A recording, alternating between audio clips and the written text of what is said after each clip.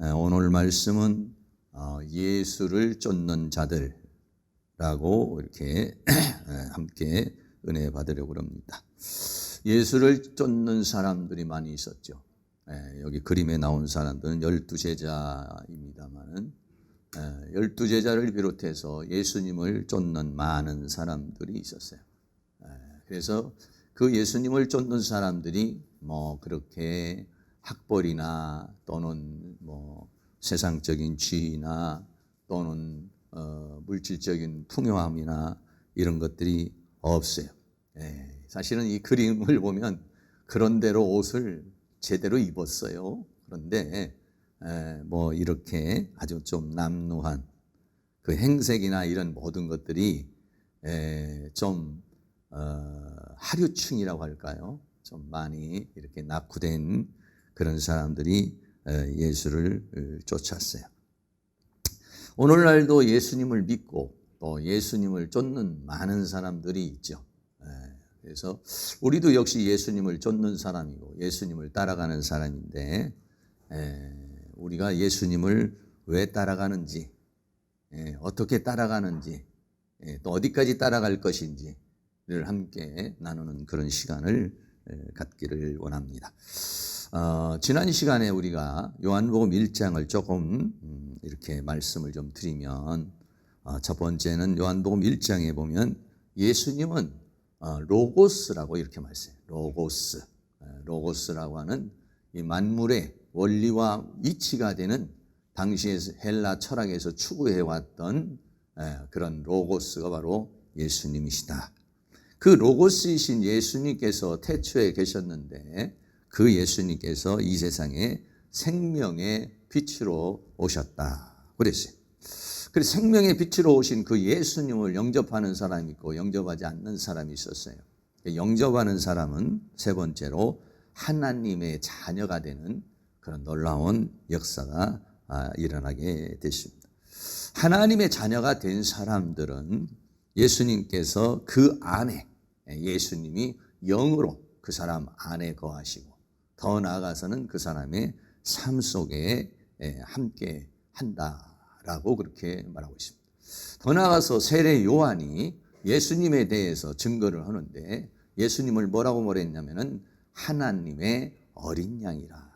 보라, 세상 죄를 짊어지고 가는 하나님의 어린 양이라 라고 그렇게 말하고 있어요. 오늘 예수를 쫓는 사람은 바로 이분을 쫓는 겁니다.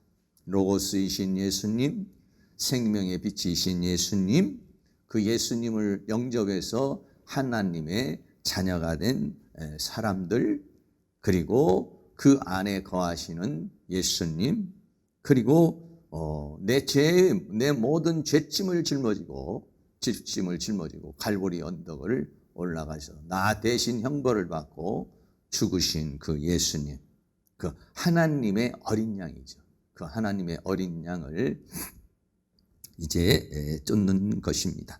그래서 오늘은 예수님을 쫓는 자들이라는 주제로 하나님을 말씀을 나누는데요. 첫째로 요한의 두 제자가 예수님을 쫓게 됩니다. 세례 요한이라는 사람은 예수님보다 6개월 먼저 이제 태어나서 세례를 주는 그런 새로운 시대를 예고하고 또 사역하는 그런 사람이 세례 요한인데, 이 세례 요한의 두 제자가 예수님을 쫓게 되는 모습을 말하고 있습니다. 요한복음 1장 35절 말씀에 또 이튿날, 요한복음에는 보면요, 이튿날 또 사흘 후에 이런 말이 나와요. 그러니까 조금 그 날짜가 변경됐다는 것을 말하고 또 좀 의미심장하게 우리에게 그런 이야기를 하고 있죠. 그 다음 날이라는 거죠. 그 다음 날 요한이 자기 제자 중 두 사람과 함께 섰더니 그랬어요. 세례 요한을 따르는 사람들이 있었죠. 그래, 세례 요한을 따르는 사람이 있어서 그 세례 요한이 그 제자들과 함께 있는데, 그런데 예수님이 다니시는 거예요. 요한복음 1장 30. 예수의 다니심을 보고 그 예수님께서 이제는 공생애를 시작하는, 사역을 시작하는 것이죠.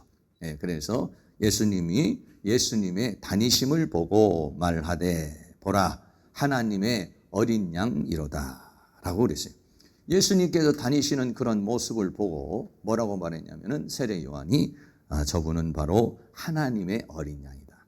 하나님의 어린 양이라는 것은 뭐냐면은 이 세상에 있는 모든 죄짐을 짊어지고 가는 바로 우리의 구원자, 바로 당시에 그 이스라엘 사람이 기다리던 메시아라고 하는 그런 의미를 담고 있는 그런 얘기입니다. 하나님의 어린 양, 하나님이 보내신 어린 양, 하나님께 드려지는 그런 제물이 되시는 어린 양을 가리켜서 이야기를 하고 있는 것입니다. 이렇게 얘기를 하니까 요한복음 1장 37절에 두 제자가, 세례 요한의 그 두 제자가 그의 말을 듣고 예수님을 쫓게 되었다라고 하는 그런 말이죠. 굉장히 그 세례 요한이 겸손하고 자기의 사명을 잘 감당하는 그런 부분을 우리가 보게 되는 것입니다.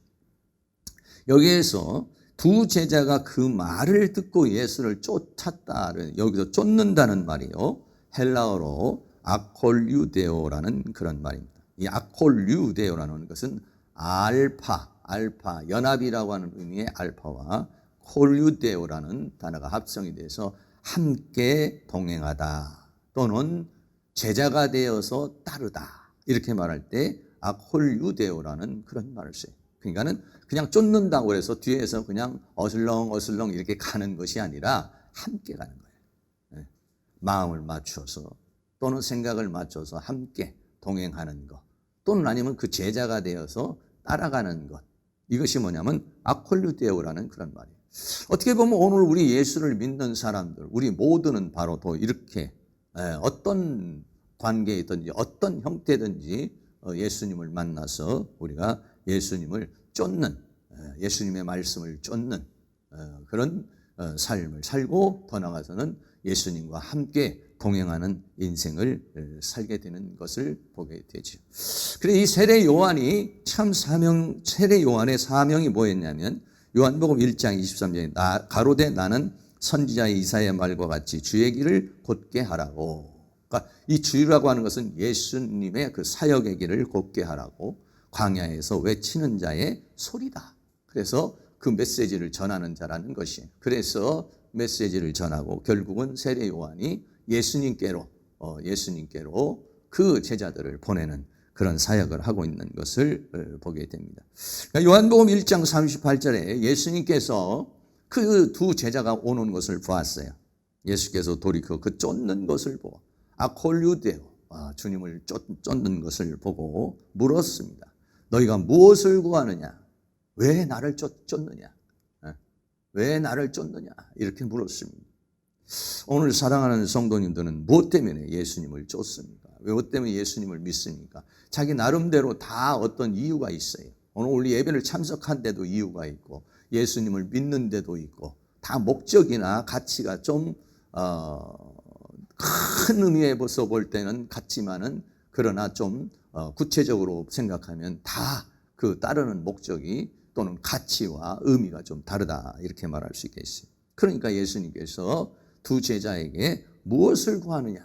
왜 나를 따라오느냐? 라고 이렇게 묻습니다. 그러니까 가로되 랍비여 어디 계시오니까? 라고 그렇게 물었어요.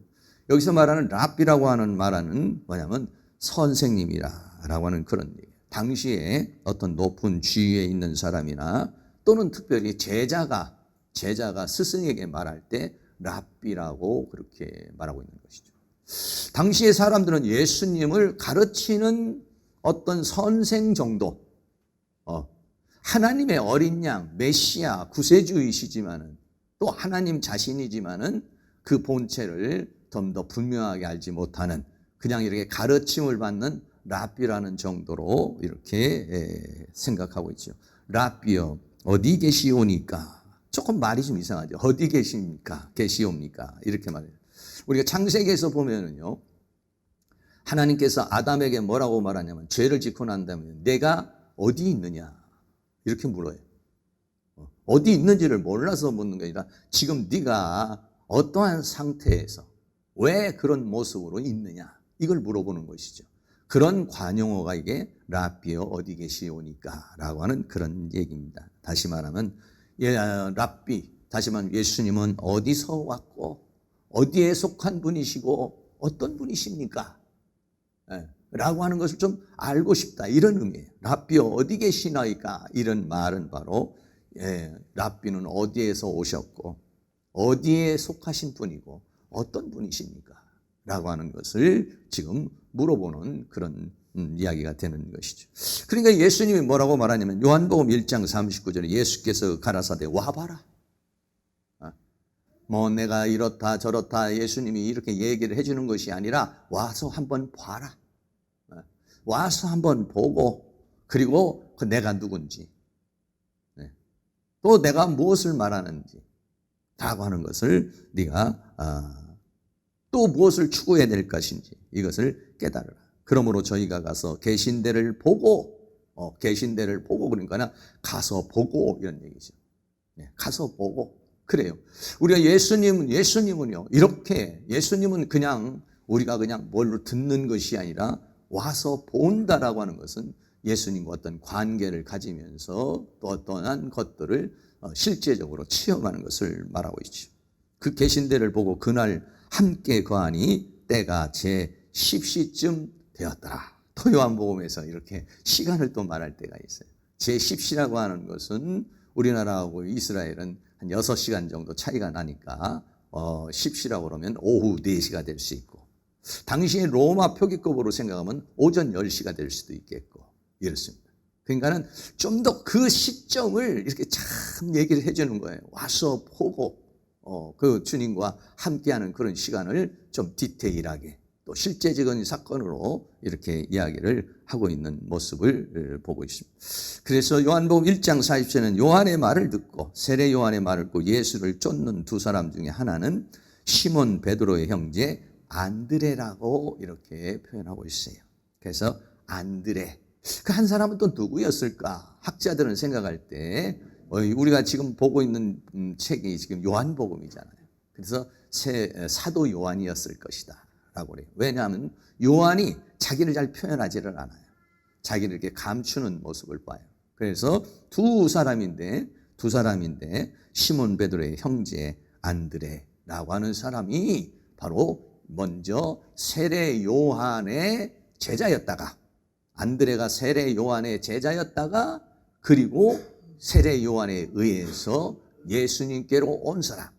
그러니까는 어떻게 보면 안드레가 예수님의 첫 번째 제자가 되는 아주 먼저 다른 사람보다도 먼저 부름을 받은 그런 사람 중에 한 사람이 바로 안드레라고 하는 것을 우리에게 말해주고 있는 것입니다. 두 번째로는요, 이 안드레라고 하는 사람이 베드로에게 자기 형제 베드로입니다.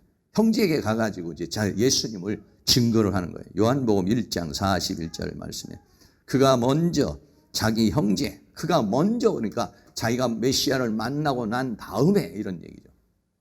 예수님을 만나고 난 다음에 이분이 바로 메시아구나 라고 하는 것을 이제 깨닫게 된 거예요. 랍비여라고 하고 따라갔는데 와서 보다 보니까 그러니까는 예수님이 바로 메시아구나. 구약에서 말하신 메시아구나. 성경이 말한 메시아구나. 선지자를 통해서 말한 메시아라는 것을 알았어요. 그래서 자기 형제 시몬에게 찾아갔죠. 기쁜 마음에 찾아가서 우리가 메시아를 만났다. 메시아는 번역하면 그리스도라. 메시아를 만났다는 아주 충격적인 그런 상황이 됩니다. 왜 그러냐면은 창세로부터요 계속해서 선지자들을 통해서 증거하신 분이 누구냐면은 바로 메시아예요. 그래서 이스라엘 사람들은 전부 다 그 메시아를 기다리고 있었어요. 이스라엘 백성들이 어떤 생활 속에 있습니까? 당시에 로마의 속국 속에서 살았습니다. 굉장히 헐벗고 굶주리고 귀신에게 사로잡히고 소경도 많았고 안진뱅이도 많았고 각색 질병에 시달리면서 살았고 생활이 말이 아닌 그런 삶 속에서 살았어요. 그러니까 대망의 그 메시아가 오게 되면은 자기들을 구원해 줄 것이라고 하는 그러한 간절함을 가졌고 있기 때문에 그 메시아를 기다리고 있었는데 그 메시아를 만나게 되었다라고 하는 것입니다. 여기서 메시아라고 하는 말은 헬라어로 메시아스라는 그런 단어, 메시아스라는 단어는 그리스도 또는 구원자라고 하는 그런 그리고 여기서 메시아, 또 다시 말하면 또 그리스도라는 말이죠. 그리스도라는 말은 그리스토스라는 말이에요. 그리스토스라고 하는 말은 기름 부음을 받다라는 그런 의미를 가지고 있는 것입니다. 다시 말하면 메시아 그러면 보통 히브리적인 그러한 것을 말해서 구원자라고 하는 것이죠. 그리스도는 뭐냐면 기름 부음 받은 자를 가리켜서 말이에요. 구약에 있어서 기름 부음을 받는다는 것은 뭐냐면 그 사람을 구별한다는 거예요. 누가 이런 기름 부음을 받았냐면 왕이 등극을 할 때 기름을 부었어요. 네. 또 제사장의 일을 하려고 할 때 기름을 부었어요. 그리고 또 선지자가 선지자의 그 사명을 감당할 때 기름을 부었어요. 네. 기름을 붓는다는 것은 뭐냐면 두 가지 의미인데, 하나는 구별한다는 의미, 또 하나는 뭐냐면 하나님의 성령의 임하심을 가리켜서 말하고 있는 것입니다. 성령의 임하심을 받고 하나님으로부터 구별을 받은 사람은 그때부터는요, 사적인 삶을 사는 것이 아니라 공적인 삶을 살아가게 되는 것이에요.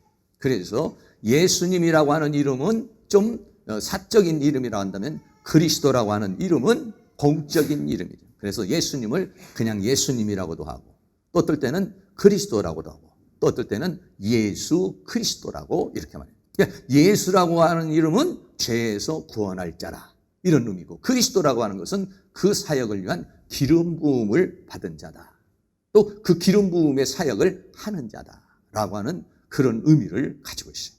그래서 우리가 예수님을 그냥 예수님이라고 하고, 또는 그리스도라고도 이렇게 말하고, 아니면 예수 그리스도라고 하고, 또는 어떤 분은 그리스도 예수라고 하고, 뭐 어떻게 사용해도 우리가 문제는 없겠습니다만 그렇게 말하고 있어요.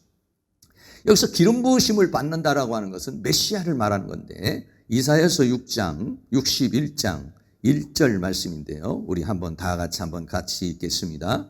주 여호와의 신이 내게 임하셨으니 이는 여호와께서 내게 기름을 부으사 가난한 자에게 아름다운 소식을 전하게 하려 하심이라.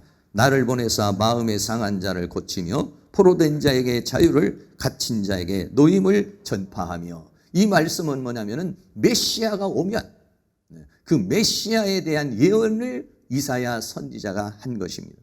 그래서 그 메시아에게 여호와의 신이 임하셨으니 여호와께서 내게 기름을 부으사, 구별하시고 성령을 주셔서 사역을 하게 하신다라고 하는 그런 얘기예요. 그래서 가난한 자들에게 아름다운 소식을 전하고, 마음이 상한 자를 고치고, 포로된 자를 자유케 하고, 갇힌 자에게 노임을 전파하는 일을 하는 게 누구냐면 메시아라고 하는 것을 말하고, 그 메시아, 이사야 선지자가 얘기한 그 메시아를 만났다는 거예요.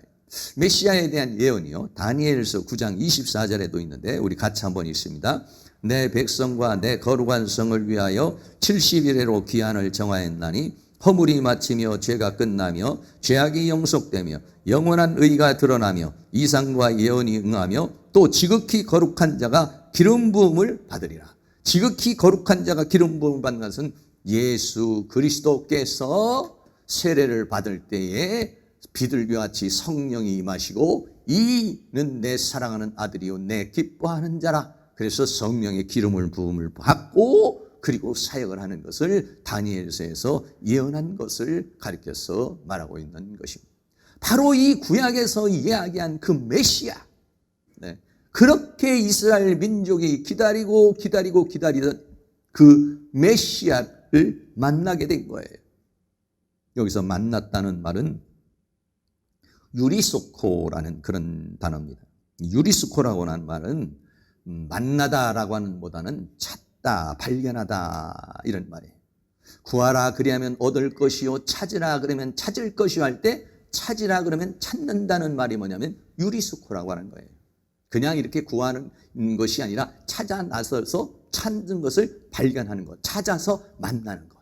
그러니까 유리수코는 뭐냐면 그동안 기다리고 찾고 찾던 그 예수 그리스도를 유리수코한 거예요. 찾은 거예요. 만난 거예요. 그러니까는 안데가 너무 기쁘고 너무 희열에 차가지고 그 소문을 어떻게 합니까? 베드로에게 전하고 있는 것이죠. 우리가 인생을 살아가는 데 있어서 여러분들이 언제가 가장 중요한 때입니까? 우리 사람들이 이 세상을 살아가는데 가장 획기적인 역사와 획기적인 사건이 뭐냐면은 예수 그리스도를 만나는 거예요. 오늘 안드레와 같이 예수님을 만나는 것이고 베드로와 같이 예수님을 만나는 거예요. 여러분, 예수님을 만나고 나면요, 인생이 완전히 바뀌어지는 겁니다. 삶이 완전히 바뀌어지게 돼 있어요. 예수님을 만나기 전과 만난 후 이후와는 내 삶과 내 모든 것들이 다 변화가 됩니다. 첫째는 예수님을 만나면 어떤 일이 벌어집니까? 여러분들에게도 공감되는 부분이 있을 건데 제가 몇 가지를 말씀을 드립니다.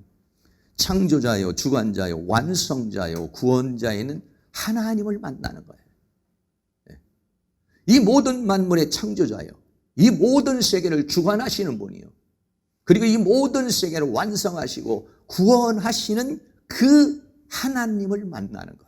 이게 뭐냐면 메시아를 만나는 것이죠. 두 번째는 창조의 기원과 창조의 의미를 알게 됩니다. 여러분, 예수님을 알기 전에 이 세상이 왜, 언제, 어떻게 창조되었고 왜 창조되었고 또 이 창조된 세계는 어떻게 될 것인가를 몰라요.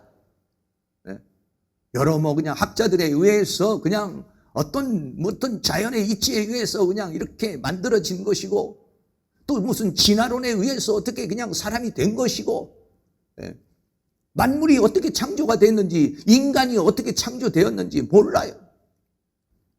그냥 사는 거예요. 그런데 예수님을 만나고 나면, 창조주이신 하나님을 만나고 나면은 왜 이 세상을 창조했는지, 언제 하나님이 천지를 창조했는지, 창세기 1장 1절에 태초에 하나님이 천지를 창조하셨느니라 라고 말씀하시고, 그 창조의 목적이 무엇인지를 성경에서 말씀하시고, 요한계시록에서는 그 창조의 완성이 무엇인가에 대해서, 창조의 의미에 대해서 우리에게 알게 되는 것이, 이걸 안다는 것이 얼마나 소중하고 얼마나 귀한 것입니까? 세 번째는 내가 어디서 와서 어떻게 살다가 어디로 가는지를 알게 되는 거예요.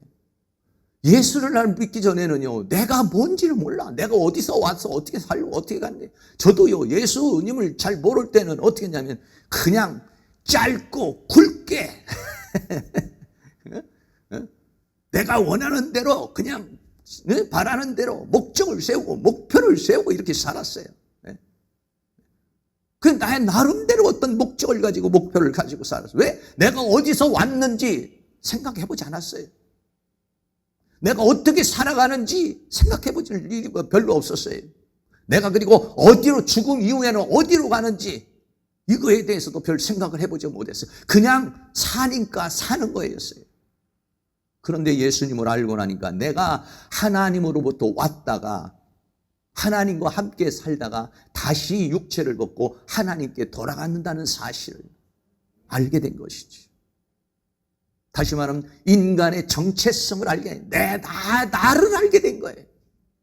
여러분, 나는 어떻게 합니까? 나를 알기 위해서 나를 창조하신, 나를 만드신, 나를 주관하신 하나님을 만나야만이 알 수 있는 거예요. 그걸 알고 산다는 것이 얼마나 소중한 것인지 몰라요. 얼마나 귀중한 것인지 몰라요. 네 번째는 예수 그리스도를 영접해서 영원한 생명을 얻어서 하나님의 자녀로 살게 됐다는 거예요. 예수 믿기 전에는 일반 육신적인 어머니 아버지만 있었지만은 예수 믿고 난 다음부터는 하나님이 뭐가 됐느냐면 하나님이 아버지가 됐어요. 하나님이 자녀가 됐어요. 엄청난 역사가 있어요. 내가 알지도 못하고 깨닫지도 못하고 생각하지도 못했고 상상하지도 못했던 그 하나님을 만나게, 이 모든 우주 만물의 창조자요 주관자인 그 하나님을 알게 됐고 그 하나님으로부터 생명을 받아서 하나님의 자녀가 되었다는 것이 얼마나 놀라운 일인지 모르지요. 다섯 번째는 이 하나님과 이제는 교통하면서 살게 돼요. 교제하면서 살게 돼요. 하나님과 함께하는 삶을 살게 된 것입니다. 여러분, 하나님을 느끼며 살고 계십니까? 하나님과 교제하며 살고 계십니까? 하나님과 대화하며 살고 있습니까? 우리 옆에 있는 사람처럼 또는 친구처럼 부모처럼 가족처럼 여러분, 하나님과 그렇게, 하나님은 나의 가족이고 하나님은 나의 아버지이고 그래서 내가 하나님과 그렇게 교통하고 교제하며 그렇게 살고 계시나요? 여러분 그렇게 살고 있을 것입니다. 그 막연했던 하나님, 그 하나님이 나와 교통할 수 있고 교제할 수 있는 삶을 살고 있었다는 거, 놀라운 일이죠. 다시 말해서 여섯 번째는 영의 세계를 알게 됐어요. 예수를 믿기 전에는 영의 세계에 몰라요. 귀신이 있는지 천사가 있는지 영이 있는지 천국이 있는지 막연한 것입니다. 그냥. 그런데 하나님을 알고 나서 메시아를 만나고 나서는 영의 세계를 알게 돼요. 영의 눈이 떠지게 됐어요. 영의 귀가 열리게 됐어요. 영의 세계를 감지할 수 있게 됐어요. 더 나아가서는 천국, 내가 죽음 이후에 가는 천국의 세계에 대해서 알게 됐다는 사실.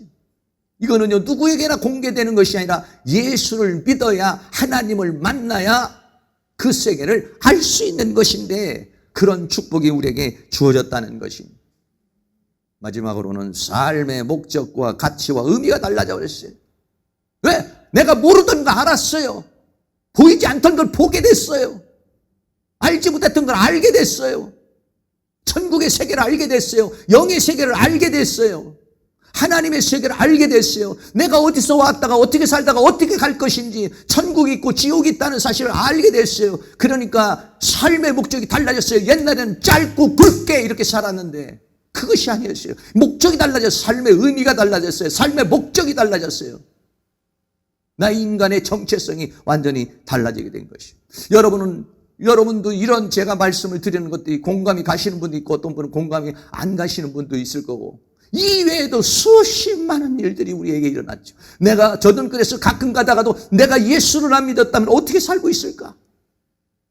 지금도 하나님을 모르고 있었다면 내가 어떻게 살고 있을까?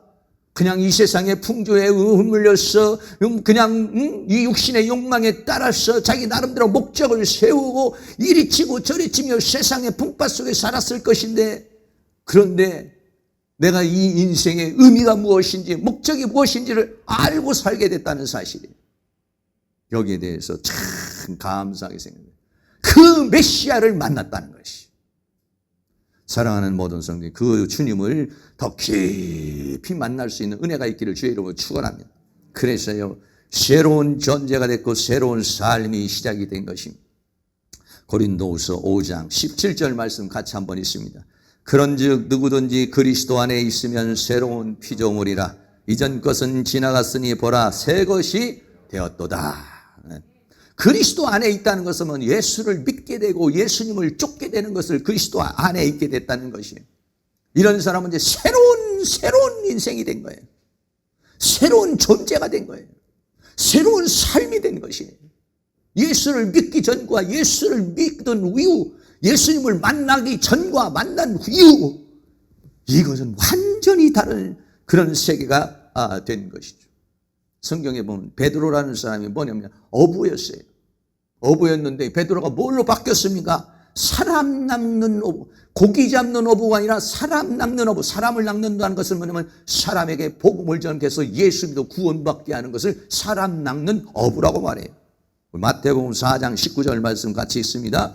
말씀하시되 나를 따라오너라. 내가 너희로 사람 낚는 어부가 되게 하리라. 여러분, 고기를 잡으면 고기를 잡아서 여러 가지 돈도 벌고 나름대로 뭔가를 할 수 있지만은 더 중요한 건 뭐냐면 사람을 구원하는 거예요. 사람의 생명을 구원하는, 먹고 사는 데 인생을 사는 것이 아니라 사람에게 인생을 알려주고 사람을 구원하는, 영혼을 구원하는 그런 일에 쓰임받는 사람이 되었다는 것이에요. 엄청난 가치와 목적이 달라지는, 인생의 가치와 의미가 달라져 버린 것이에요. 사도 바울이라는 사람도 예수님을 믿기 전에는요, 죄인 중에 죄인이고 괴수 중에 괴수였어요. 예수 믿는 사람을 핍박하던 사람이었어요. 그런데 예수님을 만나고 나서, 사도행전 9장에서 예수님을 만나고 나서 인생이 뒤집어져 버렸어요. 바뀌어져 버렸어요. 디모데전서 1장 15절 말씀 같이 있습니다. 믿보다 모든 사람이 받을 만한 이 말이요 그리스도 예수께서 죄인을 구원하시려고 세상에 임하셨도다 하였도다. 죄인 중에 내가 괴순이라고 그랬어요. 완전히 예수님을 만나고서는 인생이 바뀌어서 예수를 핍박하고 교회를 핍박하고 성도들에게 핍박하던 사람이 오히려 어떻게 했냐, 예수를 증거하는 사람으로 바뀌어버리고 말았어요. 교회를 위해서 헌신하고 희생하는 사람이 되고 말았어요. 자기의 생명을 다해서 온 세상에 다니면서 예수를 증거하는 삶을 살게 됐어요. 그거를 성경은 뭐라고 하냐, 밭에 감추인 보화를 만난 것이다 그랬어요. 마태복음 13장 44절 같이 한번 읽습니다. 천국은 마치 감추인 보화와 같으니 사람이 이를 발견하고 숨겨두고 기뻐하여 돌아가서 자기의 소유를 다 팔아 그 밭을 샀느니라. 천국은, 예수님은, 천국은 이렇게 대비되고 예수님은 이렇게 대비도 되겠어요. 천국은 뭐냐, 마치 밭에 감추인 보화 같으니 사람이 이를 발견하, 여기 발견했다는 말이 유리소크라는 거예요. 만났다는 거예요. 찾았다는 거예요. 예? 이거를 찾고 난 다음에 숨겨두고 기뻐하여 돌아가서 자기의 소유를 다 팔아 샀느니라. 예수 만나고 나면, 예수 그리스도를 만나고 나면 새로운 인생이 되고 자기의 모든 걸 팔아서 사는 거예요. 천국이 그렇게 소중한 것이, 그렇게 갇힌 내 소유를 다 팔아 살 만큼 그런 보화라는 것이에요. 누가? 예수님이. 누가? 천국이. 그래서 예수님을 쫓는 겁니다.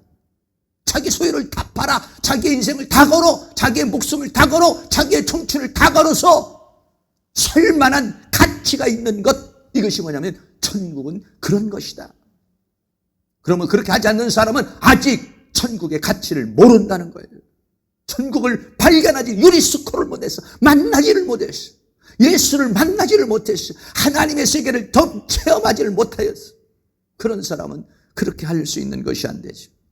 더 나아가서 극히 값진 진주를 만난 것이라고 했어요. 마태복음 13장 46절에 극히 값진 진주를 만나매, 여기서 만났다는 말도 유리스코, 각기 값진 진주를 찾았다는 거예요. 그래서 가서 자기의 소유를 다 팔아 거기다 자기의 인생을 거는 거라는 거예요.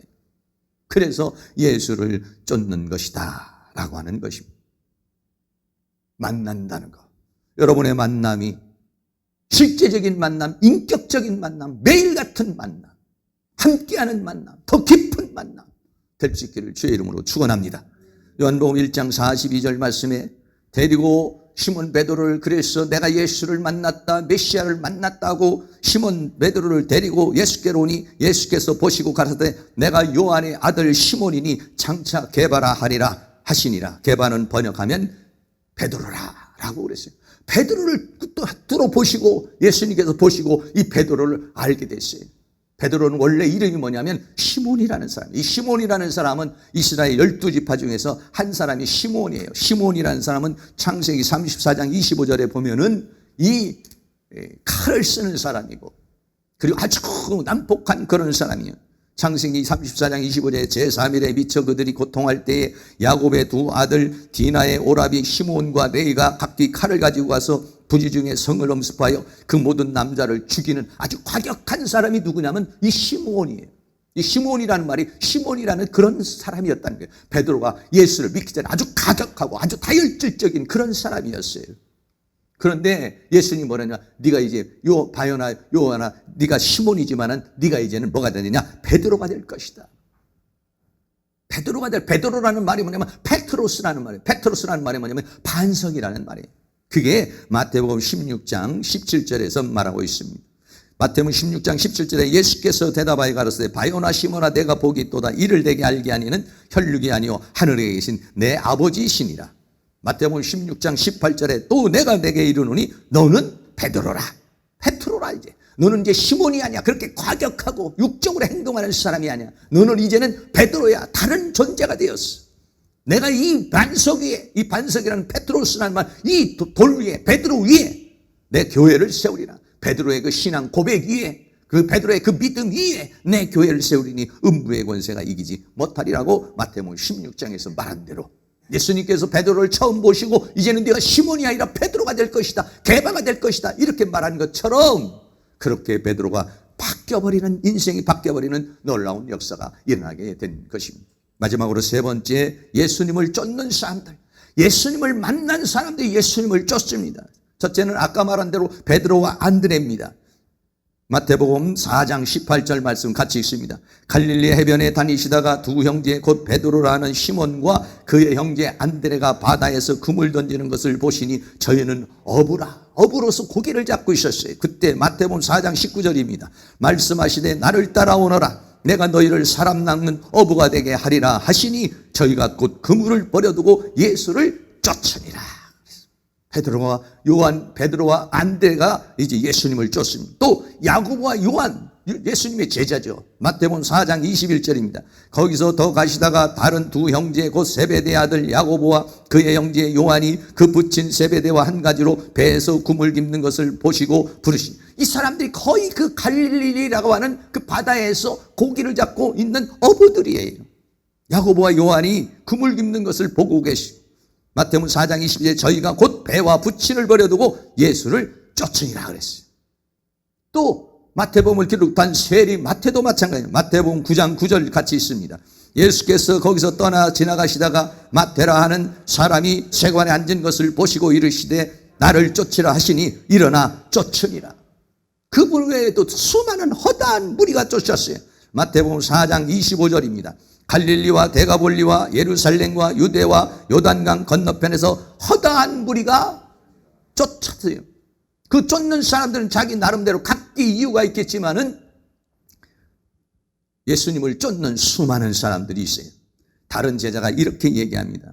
마태복음 8장 21절에 제자 중에 또 하나가 가로되 주여 나로 먼저 가서 내 부친을 장사하게 허락하옵소서 하니까 예수님께서 마태복음 8장 22절에 예수께서 가라사대 죽은 자들로 저희 죽은 자를 장사하게 하고 너는 나를 쫓으라 하시니라 라고 말해요. 뭐 우리 예수님을 쫓으려고 그러면 이런 핑계도 있고 저런 핑계도 있고 이런 문제도 있고 저런 문제도 있겠죠.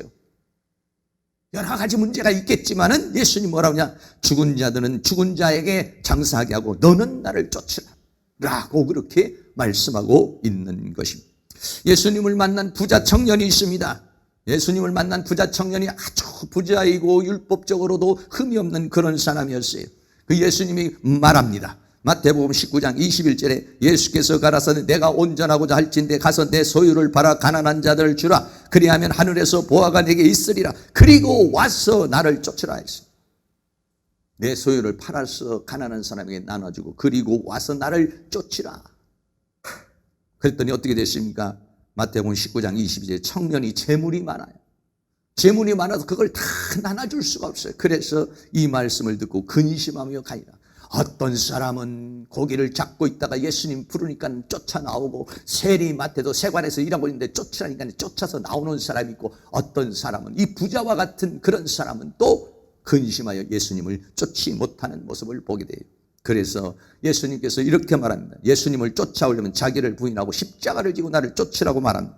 마태복음 16장 24절 같이 있습니다. 이에 예수께서 제자들에게 이르시되 아무든지 나를 따라오려거든 자기를 부인하고 자기 십자가를 지고 나를 쫓을 것이니라. 예수님을 쫓는다라고 하는 건 그렇게 간단하지는 않아요. 그렇게 쉽지는 않아요. 왜? 우리는 이 세상에서 살아가고 있기 때문에, 육신을 가지고 있는 존재들이기 때문에 예수님을 쫓으려면 자기를 부인해야 돼요. 자기 생각, 자기 욕심, 자기 욕망을 버려야 돼요. 그리고 십자가를 지고 나를 쫓을 것이니라 그랬어요. 그렇게 예수님을 따라가는 사람들이 요한계시록에서는 14만 4천이라고 그랬어요. 계시록 14장 4절 말씀 같이 있습니다. 이 사람들은 여자로 더불어 더럽히지 아니하고 정절이 있는 자라. 어린 양이 어디로 인도하든지 따라가는 자며 사람 가운데서 구속을 받아 처음 익은 열매로 하나님과 어린 양에게 속한 자들이라. 이렇게 말했어요. 계시록에 14만 4천의 사람을 보면 어린 양이 어디로 끌고 가든지 다 따라가는 사람이 14만 4천이라고 그렇게 말했어요. 그리고 그런 사람은 뭐냐? 하늘의 군대가 백마를 타고 따르는 것이다 그랬어요. 계시록 19장 14절도 같이 있습니다. 하늘에 있는 군대들이 희고 깨끗한 세마포를 입고 백마를 타고 그를 따르더라. 그림으로 보면 이런 그림. 예수님은 앞에서 피 묻은 옷을 입고 앞에 백마를 타고 가십니다. 그리고 우리는 뭐냐면 하늘의 군대들, 다시 말하면 우리는 마귀와 싸우고 세상과 싸워 이기는, 죄와 사망과 세상과 싸워 이기는 군사로서, 일꾼으로서, 신부로서, 특별히 우리는 군사로서 주님을 따르는 영적인 군대들인 것입니다. 주님을 따르는 그런 삶을 살아가는 것입니다. 이런 사람들은 어떻게 됩니까? 주님을 따르는 사람들에 대해서 베드로가 묻습니다. 자, 마태복음 19장 27절 같이 읽습니다. 이에 베드로가 대답하여 가로되 보소서 우리가 모든 것을 버리고 주를 쫓아싸우니 그런즉 우리가 무엇을 얻겠습니까? 내가 주님을 쫓아가면 내 모든 것을 다 버리고 주님을 쫓았을 때 내가 무엇을 얻으리까? 마태복음 19장 28절 있습니다. 예수께서 가라사대 내가 진실로 너희에게 이르노니 세상이 새롭게 되어 인자가 자기 영광의 보좌에 앉을 때 나를 쫓는 너희도 12보좌에 앉아 이스라엘 12지파를 심판하리라. 나를 쫓는 사람들은 어떻게 되냐? 하나님의 영광의 보좌에 앉게 하는 축복을 주겠다, 이렇게 말했습니다. 여러분, 어디를 바라보시고 예수님을 쫓습니까? 하늘의 영광의 보좌에 앉게 하여 주시겠다는 건 우리를 최고의 존재로 만들어주겠다는 거예요. 우리를 영화로운 존재로 만들어주겠다는 거예요. 최고의 존재로 만들겠다는 거예요. 우리가 예수 믿어서 당장 내가 무슨 사업이 잘 되고 무슨 건강의 복을 받고 내가 이 세상에 살면서 예수 믿어서 이런 거 저런 거 그런 거 얻는 것이 아니라, 물론 그런 것도 하나님께서 필요할 때 주시지만 더 중요한 것은 뭐냐면 하늘의 영광의 보좌에 앉게 해주시겠다는 것입니다. 여러분, 이 세상에서 시청에서 구청에서 과장 자리만 앉으려고 해도, 부장 자리만 하려도, 시장만 한번 하려고 해도 인생을 걸어요. 자기의 삶을 겁니다. 국회의원만 하려고 해도 자기의 삶을 겁니다. 왜? 거기에는 영광이 있기 때문에. 그런데 우리는 어디에? 하늘의 보좌에 앉게 하는 영광을 주겠다는 거예요. 최고의 영광을 주겠다. 영원한 영광을 주겠다는 것이에요. 여러분, 거기를 보고 따라가는 것입니다. 이 세상에 살면서도 하나님 우리와 함께 하시고 우리 세상에서 필요한 것들을 하나님께서 우리에게 제공해 주시지만 그 정도로 몇 천만 원, 몇 억, 몇십억, 몇백억 아파트 이게 아니라 하나님은 더 큰 하늘의 영광, 영원한 나라의 그 영광의 보좌를 영원생 복락하는 그 축복을 주시기 위한 것이라는 거예요. 그것을 바라보는 사람들, 그것을 보고 체험하고 그것을 유리스코 천국을 그렇게 만난 사람들은 자기의 소유를 다 팔아 샀느니라 이랬어요. 왜? 가치가 있기 때문에. 가치가 있기 때문에. 그건 보았기 때문에. 그래서 그 세계를 바라보고 가는 사람들이 누구냐면은 믿음의 사람들이에요. 예수를 쫓는 사람들이 무엇을 보고 허다한 무리들이 질병 때문에 물질 때문에 생활고 때문에 예수를 쫓는 수많은 무리들도 있었지만, 그러나 진정 예수를 쫓는 건 뭐냐? 하늘의 영광을, 너희가 나를 쫓는 자 너희도 12보좌에 앉아 이스라엘 12지파를 심판하리라. 이 말씀이 요한계시록에 나와 있어요. 요한계시록 4장 4절에 보면 또 보좌에 들려 24보좌가 있고 그 보좌 위에 24장로들이 흰옷을 입고 머리에 금면류관을 쓰고 앉았더라. 여기에 앉게 하려는 것이 여기에. 여러분, 그림으로 보여드립니다.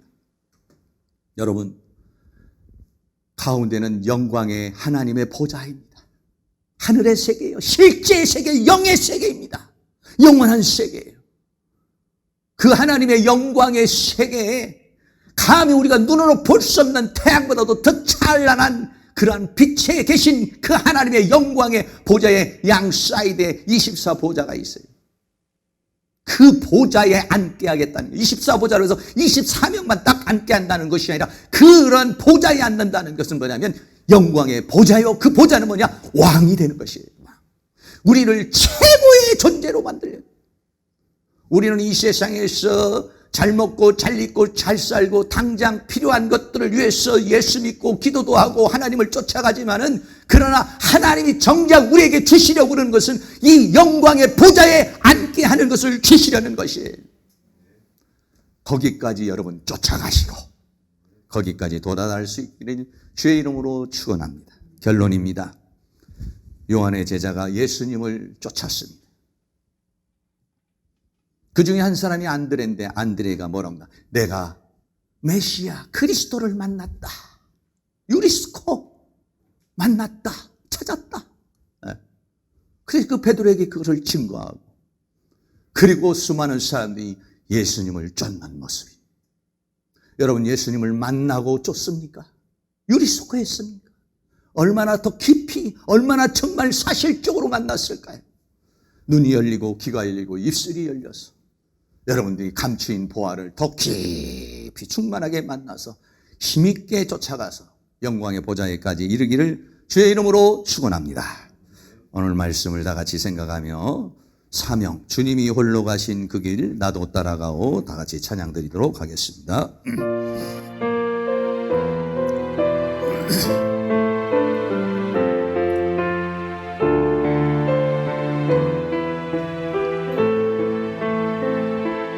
주님이 홀로 가신 그 길 나도 따라가오,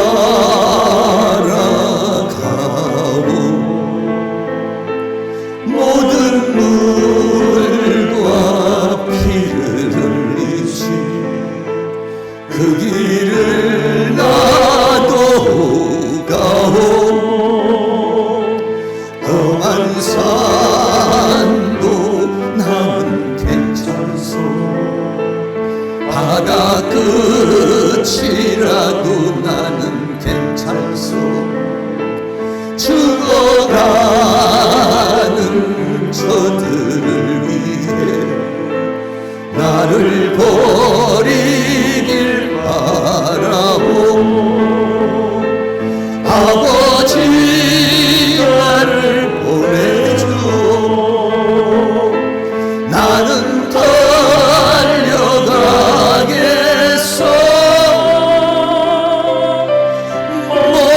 목숨도 아끼지 않겠소, 나를 보내주오, 험한 산도 나는 괜찮소, 바다 끝이라도 나는 괜찮소, 죽어가는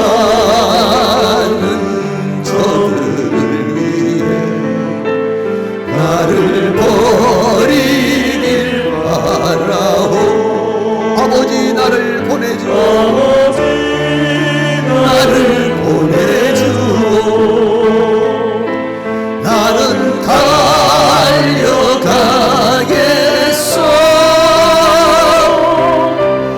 목숨도 아끼지 않겠소, 나를 보내주오, 세상이 나를 미워해도 나는 사랑하겠소,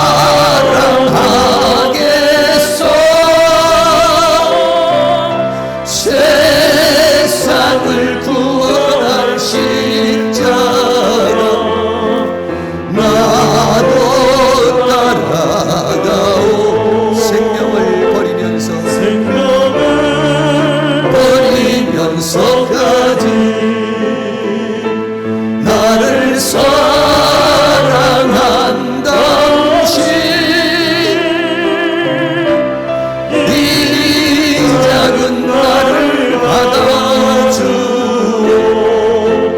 나도 사랑하오, 오직 주의 사랑에 매여, 오직 주의 사랑에 매여 내 영 기뻐 노래합니다, 이 소망의 언덕 기쁨의 땅에서 주께 사랑 드립니다, 오직 주의 임재 안에 갇혀 내 영 기뻐 찬양합니다, 이 소명의 언덕 거룩한 땅에서 주께 경배 드립니다, 주께서 주신 모든 은혜 나는 말할 수 없네, 내 영혼 즐거이 주 따르렵니다, 주께 내 삶 드리 주께서 주신 모든 은혜, 주께서 주신 모든 은혜, 나는 말할 수 없네. 내 영혼 즐거이 주 따르렵니다. 주께 내 삶 드립니다. 여러분, 이 시간 다 같이 통성으로 한번 기도하겠습니다. 나는 왜 예수를 쫓고 있는가? 나는 오늘 왜 이 교회에 나왔고, 나는 왜 이 시간 예배를 드리고 있는가? 나는 왜 예수를 쫓고 있는가? 여러분, 다시 한번 생각해 보시기를 바라고, 나는 과연 저 영광의 보좌를 바라보고 쫓고 있는 것인지, 나는 무엇 때문에 예수님을 쫓고 있는 것인지, 나는 정말 밭에 감추인 보화를 만나듯이 주님을 만났는지, 천국을 유리스코 찾았는지, 그리고 쫓아가고 있는지. 그렇지 않다면 이 시간 주님 우리에게 눈을 열어서 더 영광의 세계를 보여주시고, 내가 왜 쫓아야 되는 것인지 그것을 더 깊이 깨닫고 쫓아가는, 그래서 그 영광의 보좌에까지 이르를 수 있도록 하나님께서 우리에게 은혜를 달라고 이 시간 다같이 동성으로 기도합니다. 사랑과 은혜가 많으신 아버지 하나님, 감사합니다. 오늘도 하나님께서 우리에게 은혜를 베풀어 주시고 주님 앞에 나와서 우리가 기도할 수 있도록 인도하여 주심을 감사합니다. 아무든지 나를 쫓아오려거든 자기를 부인하고 자기 십자가를 쫓으라고 지고 쫓으라고 말합니다. 그렇게 쫓은 자에게는 하나님께서 우리에게 그 영광의 보좌에 앉게 하여 주시리라고 오늘 우리에게 말씀하셨습니다. 천국은 마치 밭에 반친 보화와 같다고 말했습니다. 그것을 유리스토한 자들은 자기의 소유를 다 팔아 샀느니라고 했습니다. 정말 우리는 그 천국을 발견한 사람인지, 정말 우리는 예수를 만난 사람인지, 나는 그 영광의 세계를 제대로 본 사람인지, 아니면 내가 예수님을 제대로 만난 사람인지, 예수님을 인격적으로 만났는지 다시 한번 생각해 볼 수 있는 시간이 될 수 있기를 간절히 원합니다. 사랑하는 모든 성도들의 눈을 열어주셔서 영광의 세계를 보게 하소서. 주님의 모습을 보게 하여 주시옵소서. 하나님의 세계를 보게 하여 주시옵소서.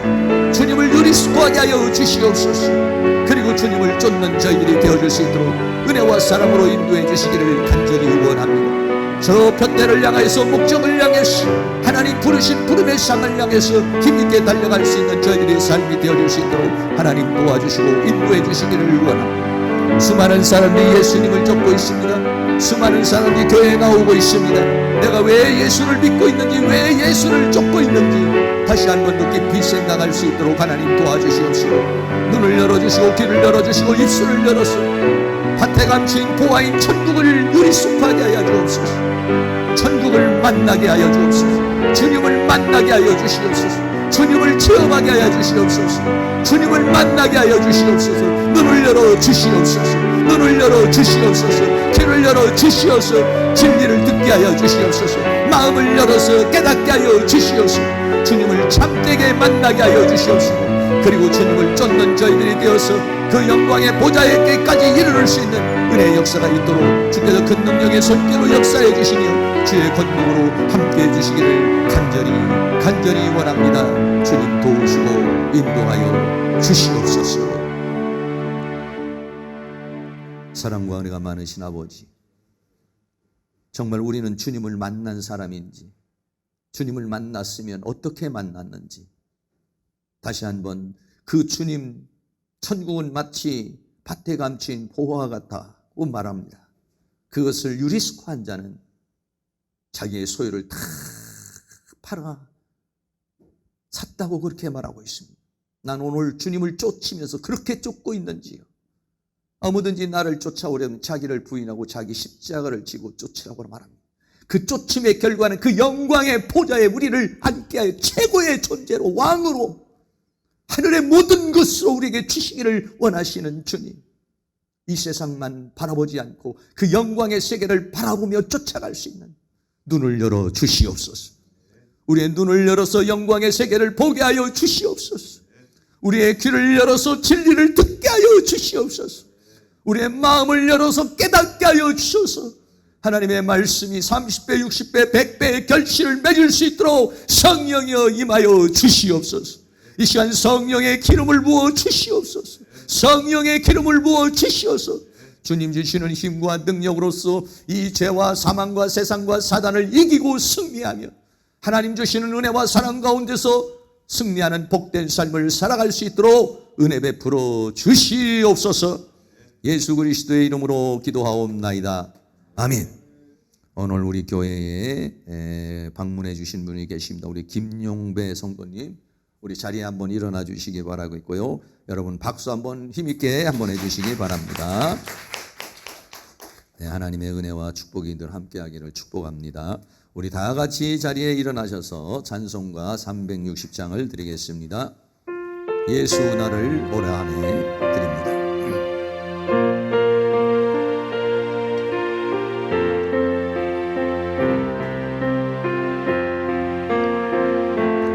예수 나를 오라네 예수 나를 오라네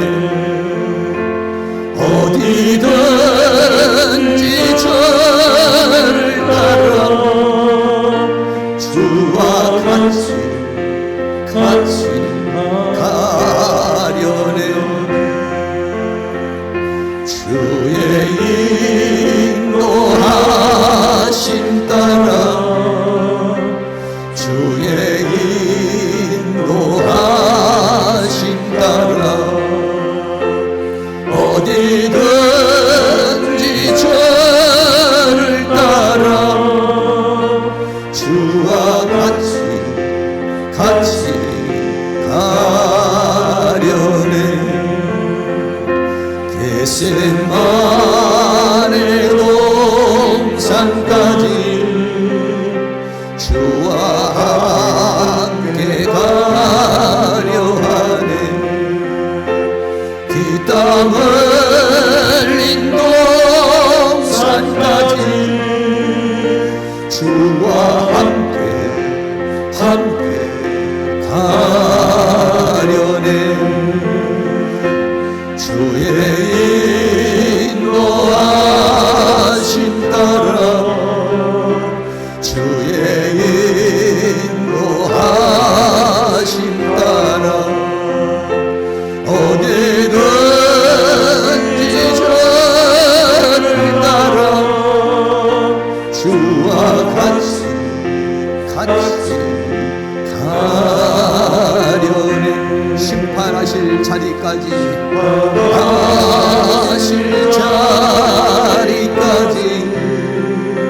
주와 함께 가려 하네 심판하실 자리까지 주와 함께 가려네 주의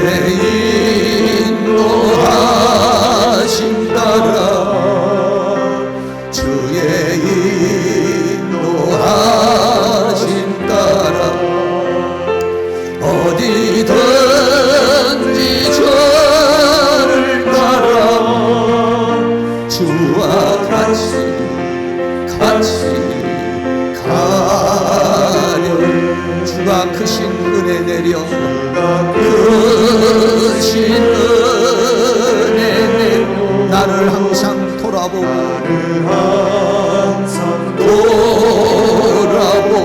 많은 영광 보여주며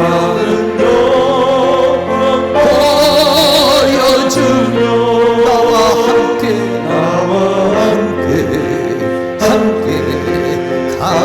가시네 주의 인도하심 따라 주의 인도하심 따라 어디든지 저를 따라 주와 같이